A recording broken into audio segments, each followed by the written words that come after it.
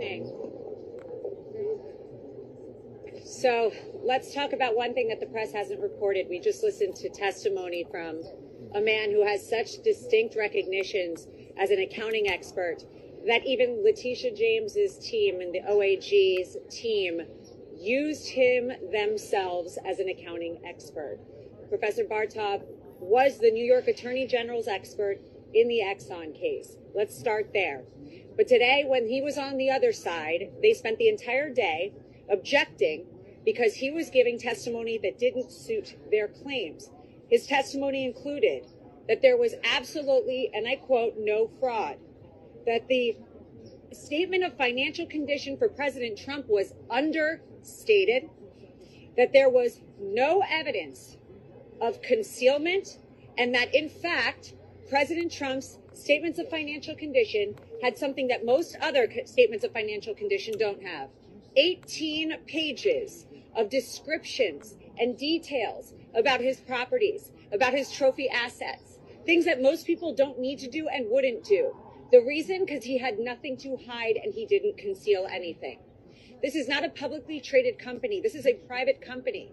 And the Attorney General is now sticking her nose into private companies. This is a very scary moment for our country. We have to have boundaries. We have to have laws. They were objecting every 5 minutes, and I really give credit today to the press that was in there. I did look at some of the feed, and it was accurate. There was absolutely no fraud. The statements were undervalued, and President Trump and the Trump Organization provided Deutsche Bank with everything they needed. Last week, we heard banks make clear that they thought they were a trophy client. They were the big whale that they wanted to get, and they valued their relationship. They said that holds true today. I don't know why we're here. I've said it before, and I say it again. Again, this case has absolutely no merit, and you don't have to believe me. A man that gives the Nobel Executive Committee recommendations on accounting and who should be recognized in accounting, that man that just sat in there for the entire day, made it very clear and had words with the AG and said, "This, you should be ashamed of yourself." And I say it too. You should be ashamed of yourself. Thank you. I'm not going to speak about privileged information. At this time, the president is looking forward to taking the stand and once again making clear that he cooperated, he performed on his loans, they were paid ahead of schedule in some instances, always on time, and he was never in default. But somehow Ms. James needs to fulfill her political promise, so we're here, and he'll be addressing all of that on Monday. Don't forget, though, he's going on Monday with the judge's gag order still in place, so he can't speak about certain things. He has to be so careful. That is so unconstitutional, in my opinion. We have First Amendment rights. We have rights as attorneys, Sixth Amendment rights, and those are all being violated. And he still wants to take the stand, even though my advice is at this point, you should never take the stand with a gag order. But he is so firmly against what is happening in this court and so firmly for the old America that we know, not this America, that he will take that stand on Monday. The same as we've heard. The same as we've heard from experts. He will clarify it. He will open himself up to whatever they want because he's not afraid. People that are afraid cower. President Trump doesn't cower. We'll be back on Monday with that, and tomorrow we'll hear more testimony from this incredibly intelligent man. I think he made it clear.